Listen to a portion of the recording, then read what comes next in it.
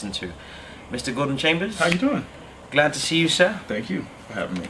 So, how did you get your break in the music industry?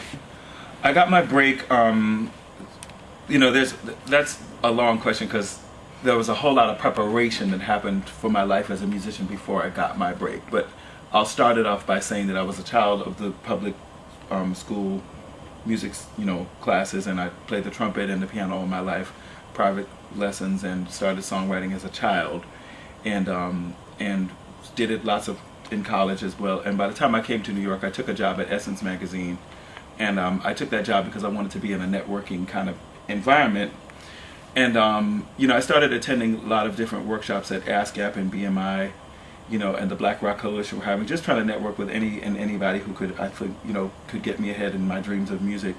And finally, I got a break when I met a woman named Cheryl Butler, who worked at Untouchables, which is the same company that Intro was part of.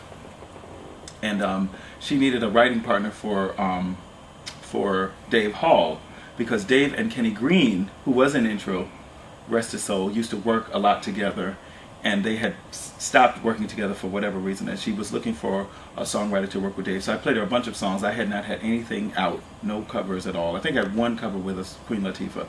But she liked my songs, she sent them to Dave, and Dave was like, okay, this guy's good, get him in here tomorrow.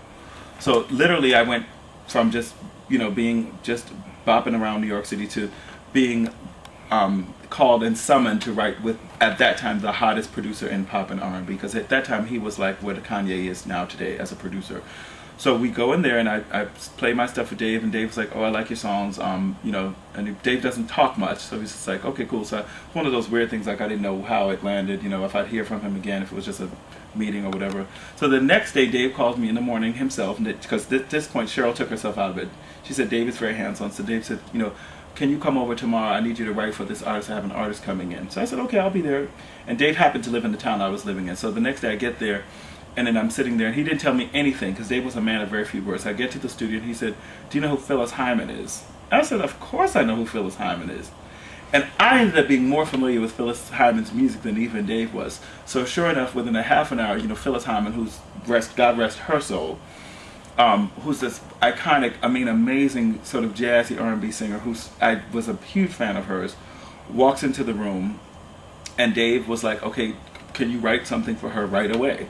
So I literally started writing this chorus of a song, and then she sees me, she recognizes me from attending some of her shows, but I used to sneak in some of her shows for free, so she sees me and she's pissed off that I'm there. She's like, and she calls her manager, she said, this is the kid that was always sneaking into our show free and finagled himself somewhere backstage. And then while she was upstairs telling her manager off that I was on her writing session, I was writing this chorus, and I laid down 12 tracks of the background vocals. And by the time she got back downstairs, I had written and laid out all the background vocals of the chorus. And she was like, you wrote that fast? And I said, yes. And she said, I'm going to stay in touch with you. So we finished writing that song that day. And then the next day she called me on the phone. She said, I need to introduce you to another producer named Barry Eastman.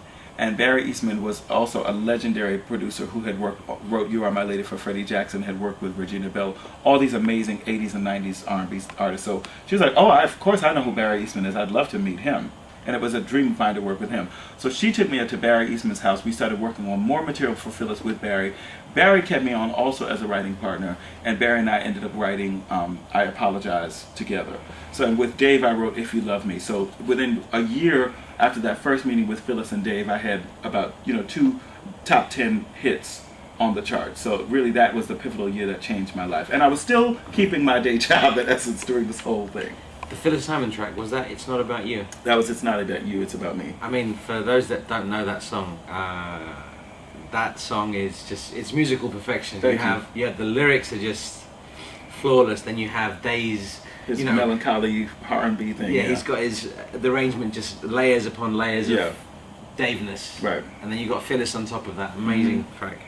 Oh, I didn't know that. I didn't register that was your song. Okay, thank you. So I just learned something new there. Wow. So why do you feel that after 15, 16 years you're still so relevant? I want to thank God for that. I've just never changed what I do and who I am. I've never felt, that I needed to be other than what I am. And what I think I am is somebody who really is caring and is sensitive and has a great respect for music and for the power of music and the power of music to heal, the power of melody that, you know, is beyond language. I mean, having toured, you know, as a journalist, you know, having been to Ghana and having been to Senegal and having been to different parts of the world, you know, and to see how music that can connect people beyond language. I have great respect for that. I have great respect for melody.